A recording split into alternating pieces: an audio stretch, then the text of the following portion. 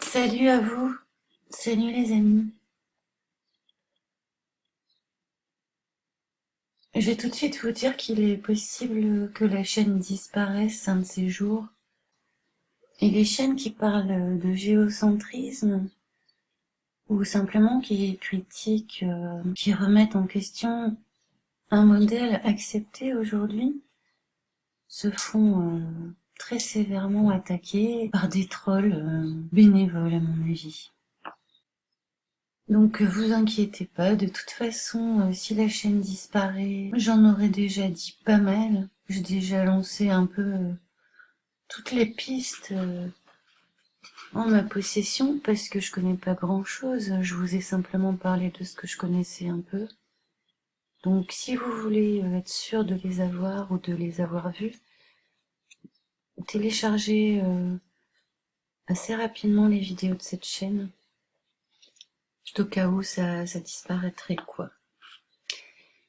Et je voulais partager avec vous de nouveau un émerveillement. Et cet émerveillement concerne l'astrolabe. Je vous en avais déjà parlé. C'est des instruments magnifiques qui ont été fabriqués donc par des peuples géocentristes. C'est un instrument qui mesure l'espace et le temps, l'espace géographique et le temps en termes de chronologie cyclique. Je vous ai déjà parlé de l'astrolabe, je vous ai déjà aussi parlé des horloges astronomiques qu'on trouve encore dans certaines cathédrales, y compris en France et peut-être près de chez vous. Ce sont des instruments qui vont prévoir les éclipses, qui vont prévoir les solstices, qui vont donner l'heure, le jour, la date. Donc ce sont en fait des sortes de calendriers perpétuels complètement liés à ce qui se passe dans le ciel, à l'observation des astres. Et donc, par exemple, les horloges astronomiques, ce sont des instruments qui à la fois prédisaient les phénomènes célestes et permettaient de calculer automatiquement les dates des fêtes religieuses, pour que les fêtes religieuses collent exactement à la date requise en fait. Eh bien, ces grands cercles de la sphère ont d'abord été inventés justement pour se créer des points de repère sur la sphère céleste et ensuite ont été projetés sur la Terre. Inox, par exemple. Eh bien, ces grands cercles de la sphère ont d'abord été inventés justement pour se créer des points de repère sur la sphère céleste et ensuite ont été projetés sur la Terre. C'est pour ça qu'on retrouve les mêmes cercles, mais au niveau du globe terrestre. Alors l'axe commun qui traverse la sphère céleste et la Terre, donc. Alors, les éléments. Donc ça, c'est une sphère armillaire. Donc cette spécialiste des instruments astronomiques vient de nous expliquer que ce sont des repères pris dans le ciel, dans la sphère céleste, qui, je le rappelle, est encore utilisée aujourd'hui en astronomie contemporaine. On utilise encore la sphère céleste. Donc cette spécialiste des sphères armillaires nous explique que ce sont les points de repère que nous avons pris dans la sphère céleste, dans le ciel, que nous avons projetés sur la Terre. Et qu'à partir de Copernic, on a décidé que cette Terre ne serait plus un disque, mais une sphère. Un petit peu après Copernic. Disons à partir de Galilée qui en a été le promoteur. Donc ce modèle d'univers, car ici on parle bien d'univers, puisque tout l'univers visible est contenu dans la sphère armillaire, à la fois la Terre sur laquelle on se trouve et les luminaires dans le ciel. Alors il faut savoir aussi qu'à l'époque de la sphère armillaire, on ne pense pas que la Terre est dans le ciel, j'allais dire. On pense pas que la Terre est un rocher qui flottent dans le ciel, comme les autres, comme disons, c'est le concept de planète tellurique. Donc on ne pense pas que la Terre est une planète, on pense simplement en gros qu'elle est la seule planète et que c'est un plan. C'est un plan qui sectionne un enchevêtrement de sphères. Et la structure du monde, la structure de l'univers, bon ici c'est Ptolémée, mais Ptolémée c'est déjà discuté. Donc en fait, on a la Terre au centre, qui a l'air plutôt... On a l'impression de voir les choses de haut, donc elle a l'air plutôt plane, un peu comme une crêpe. Et ensuite, on a différentes sphères qui s'imbriquent les unes dans les autres, comme des poupées russes. Donc des sphères, plusieurs sphères célestes. Et donc, on va avoir la sphère dans laquelle va évoluer la Lune, la sphère dans laquelle va évoluer le Soleil. Et ces sphères, en fait, ont des mouvements qui sont reliés, qui sont comme des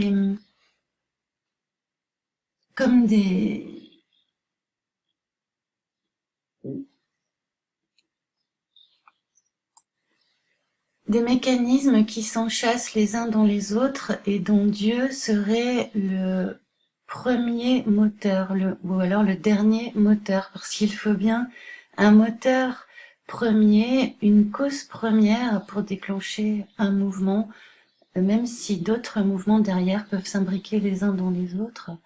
Il y a tout de même un mouvement premier qui doit être imputable à une force, ou à quelqu'un en l'occurrence, puisqu'il s'agit de Dieu. Donc cette dame nous expliquait tout à l'heure que de la sphère armillaire qui en fait figure la sphère céleste qui tourne autour d'un disque, de son disque intérieur en fait, qui est la Terre, on est passé à une sphère céleste à l'intérieur de laquelle se trouve une sphère terrestre, puisqu'on a projeté les coordonnées du ciel sur la Terre. Et je trouve ça très très intéressant parce que ça veut dire, bon, c'est à rallier à la Renaissance, à l'humanisme et à l'utopie, puisqu'il s'agit de faire venir le royaume de Dieu sur Terre, de le projeter sur Terre, de considérer que l'homme est capable d'instaurer, ou en tout cas est là pour parachever, l'œuvre de Dieu qui donc ne serait pas parfaite. Une œuvre de Dieu qui est à parachever par l'homme ne serait pas une œuvre parfaite. Mais c'est en fait, on va dire, le point de départ des idées progressistes, humanistes, de la Renaissance, qui refont vivre au goût du jour des philosophes antiques qui allaient déjà dans ce sens-là, ou qui ont inventé aussi des philosophes antiques, puisqu'on sait que certains philosophes antiques seraient des personnages inventés à la Renaissance. Alors de là à dire qu'ils sont tous inventés, c'est irait peut-être trop loin, mais en tout cas, c'est vraiment à ce moment-là, au moment où Copernic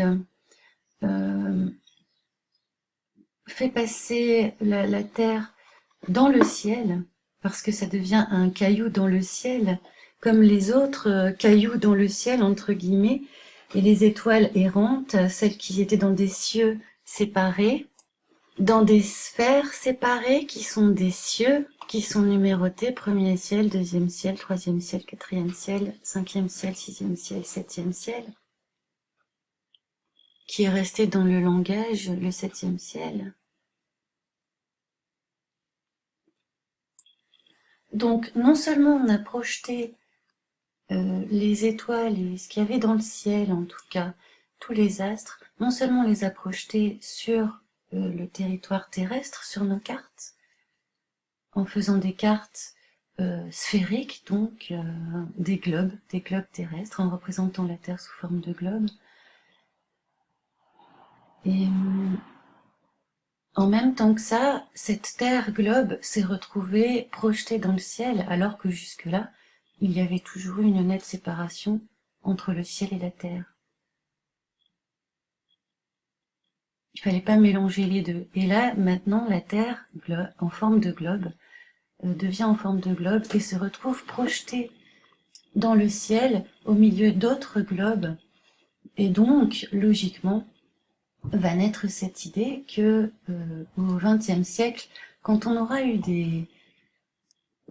pris pour des preuves les images que les agences gouvernementales auront mis sous nos yeux depuis l'enfance, une fois qu'on aura compris que que la Terre est un globe qui est comme les autres en fait, dans le ciel, c'est-à-dire que nous serions le ciel d'autres planètes, ça c'est tout à fait nouveau, naît l'idée qu'il peut y avoir d'autres habitants aussi sur d'autres planètes. Et naît l'idée aussi d'univers infini, alors qu'avant nous étions dans un système clos. Donc je vais conclure assez rapidement. Aujourd'hui, il est encore fait un usage pédagogique de la sphère armillaire pour expliquer les mouvements du Soleil et de la Lune dans le ciel en fonction des saisons et de la latitude. L'observateur s'imagine sur un plan horizontal au centre de la sphère que l'on fait tourner autour de l'axe polaire. Le ciel fait le tour de la Terre en un jour sidéral, si bien que le Soleil qui fait son tour en 24 heures, blablabli. Donc voilà, pour rendre compte de ce qu'on voit, il faut s'imaginer sur une terre plate, c'est-à-dire que, encore une fois, tout se passe comme si nous étions sur une terre plate.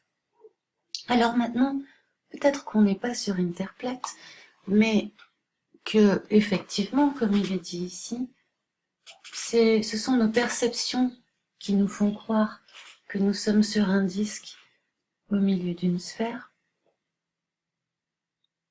Eh bien, je dirais que de toute façon, la question qu'il faut se poser, c'est peut-on aller plus loin que nos perceptions?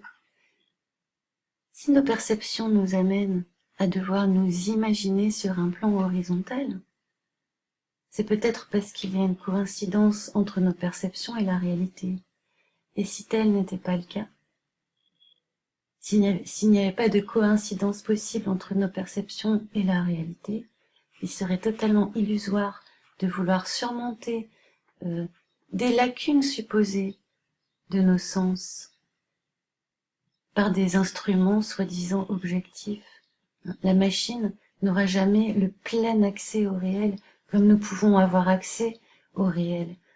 À la fois par le même côté que la machine, on a un côté comme la machine qui est le côté intellectuel, on va dire raisonné, rationnel, mais en plus de ça, nous avons un côté éthique, relationnel et esthétique, sentimental, etc., etc., instinctif.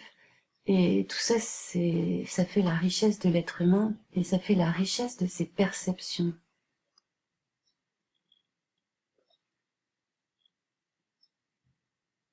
N'est-il pas illusoire de vouloir voir au-delà de nos perceptions? C'est le projet de la science actuelle qui est dans la lignée, en fait, pythagoricienne, galiléenne, einsteinienne, qui dans cette lignée-là va présupposer qu'il est possible de contempler les idées en soi, les choses elles-mêmes, en toute objectivité, et cela en passant par l'expérience de pensée, c'est-à-dire l'expérience purement rationnelle, qui engendre des conséquences logiques et qui demande en même temps une grande imagination. et donc qui nous font décoller du réel, nous éloigner du réel, alors que l'idée de départ était de s'en rapprocher. On s'éloigne du réel volontairement, pensant approcher les idées en elles-mêmes, les choses en soi, ce qui est une illusion supplémentaire en réalité. Résumer le monde, résumer le réel au monde, résumer le réel à ce qui est visible, ça c'est un écueil. Effectivement, là-dessus ils ont raison, les idéalistes. C'est un écueil que de se limiter à la matière. Mais la sagesse nous demande toujours de chercher le juste milieu. Et on ne doit pas négliger la réalité du monde invisible. Ce n'est pas parce que je ne vois pas quelque chose qu'il n'existe pas.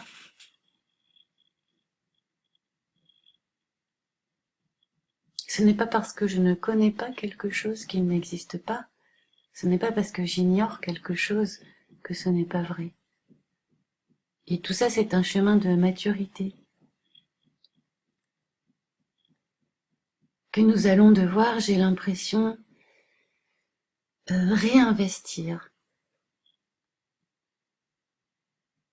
Alors, ce qui s'est passé, c'est que jadis, il y avait peu de gens instruits, nous dit-on.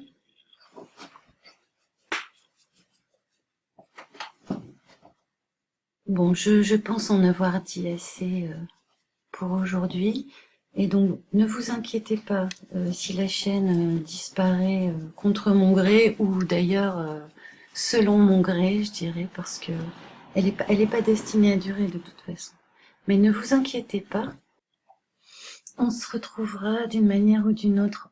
En attendant la prochaine vidéo, vous pouvez essayer de lire par exemple des lettres que Galilée a écrites à ses contemporains dans un recueil qui s'appelle Lettres coperniciennes.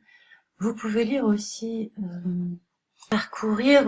lire quelques lignes des révolutions des sphères célestes de Copernic, qui est traduit dans pas mal de langues et disponible en PDF.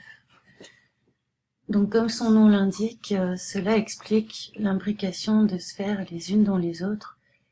Et il n'est jamais question, je le répète, dans le système de Copernic, ni même chez Galilée, il n'est jamais question de remettre en cause l'existence de Dieu, mais très très loin de là, quoi. Ce sont des gens religieux qui ont mis ce système au point. Donc, mais voilà, j'arrête là et je vous embrasse. À bientôt.